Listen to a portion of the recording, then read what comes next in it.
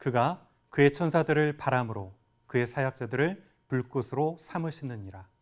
하나님의 때에 터키와 이슬람권 관문 지역에 흩으신 난민 성도들을 통해 다시 일으키신 성령의 불꽃과 같은 역사를 보며 우리 또한 새로운 비전과 열정으로 선교의 고도를 높이는 선교 다큐 시리즈 불.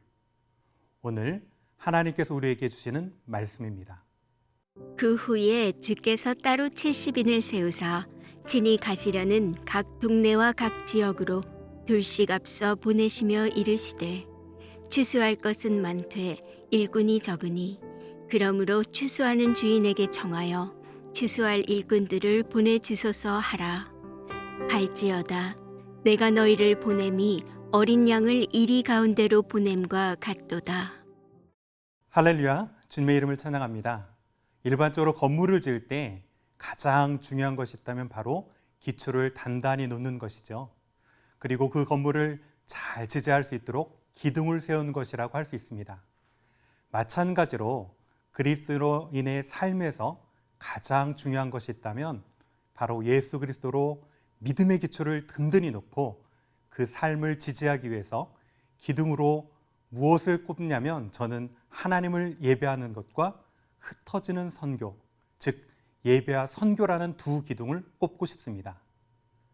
오늘 본문 누가복음 10장은 예수님께서 70인을 세우시고 각 동네로 복음 전도를 위해 제자들을 파송하는 장면으로 시작됩니다. 그리고 3절에서는 세상으로 파송받은 제자들의 처지를 마치 이리 가운데로 어린 양을 보냄과 같다라고 비유하셨죠.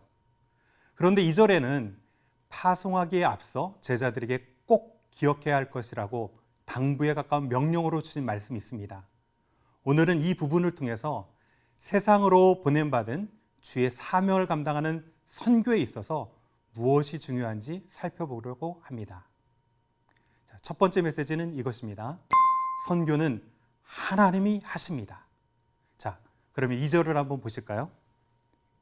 이르시되 추수할 것은 많되 일꾼이 적으니 그러므로 추수하는 주인에게 청하여 추수할 일꾼들을 보내어 주소서 하라.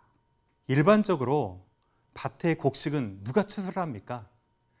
추수는 당연히 추수 현장에서 밀을 베기 위해서 열심히 낫질을 하는, 그러면 땀을 열심히 흘리는 일꾼이 하는 것이죠. 그런데 오늘 말씀을 잘 살펴보면 밭의 주인을 표현하되 무엇이라 표현하고 있습니까? 한번 잘 살펴보십시오. 주인을 묘사할 때 밭을 소유한 주인이라고 하지 않았고요. 추수하는 주인이라고 하였습니다. 추수는 결국 주인이 한다는 것이죠. 왜냐하면 주인이 추수를 허락하지 않는다면 아무리 곡식이 여물었다고 할지라도 그 곡식은 새들이 날아와서 다 쪼아 먹어버리거나 그냥 땅에 떨어져서 썩을 뿐이기 때문입니다. 이렇게 추수하는 모든 과정은 주인의 철저한 주권 아래 이루어지는 것입니다. 그러기에 추수는 보기에 일꾼이 하는 것 같지만 진정한 추수는 오늘 말씀 그대로 주인이 하는 것이죠. 자, 그러면 선교는 누가 하는 것입니까? 최전방에서 땀을 흘리는 선교사님이 하는 것입니까? 죄송하지만 아닙니다. 선교사님들이 하는 것이 아니죠. 서운해하시면 안 됩니다. 아니면 후방 기지에서 열심히 후원하는 교회가 선교하는 것입니까? 이 역시 아닙니다. 오해는 없으시기 바랍니다. 자, 선교는 바로 하나님이 하십니다. 생명의 주인은 하나님이시고 우리를 하나님의 자녀로 삼으신 분도 하나님이시기 때문이죠. 우리를 부르시고 보내시는 분 역시 하나님이십니다. 아멘이죠? 다만 보냄받은 선교사와 보내는 교회가 행하는 모든 선교는 절대 주권적인 하나님의 선교 역사에 우리를 부르시고 보내심으로 동참케 하시는 하나님의 선물이요 은혜라는 사실입니다. 그렇다면 선교는 하나님이 하시는 것이기에 이제 어떻게 하나님의 선교에 동참할 수 있을까요? 물론 여러 가지 방법이 있겠지만 가장 중요한 것은 바로 기도입니다. 이것이 바로 두 번째 메시지입니다. 하나님의 선교는 기도로 함께하는 것입니다. 자, 2절을 다시 한번 보시죠. 추수할 것은 많되 일꾼이 적으니 그러므로 추수하는 주인에게 청하여 추수할 일꾼들을 보내어 주소서 하라. 추수할 것은 많다. 그런데 일꾼이 적다라는 것이죠. 저 같으면 이렇게 얘기할 것 같아요. 추수할 것이 많은데 일꾼이 적으니까 너희가 가서 이제 고부로 열심히 일을 해라 라고 할 것 같습니다. 그런데 예수님께서는 그렇게 하시지 않으셨죠. 대신 예수님께서는 일꾼이 적으니 추수하는 주인, 즉 하나님 아버지에게 청하여 추수할 일꾼을 보내어 주소서라고 하라고 하셨습니다. 자, 왜 이렇게 추수할 일꾼을 보내어 달라고 그것을 간청하라고 하도록 하셨을까요? 먼저 예수님의 마음이 느껴집니다.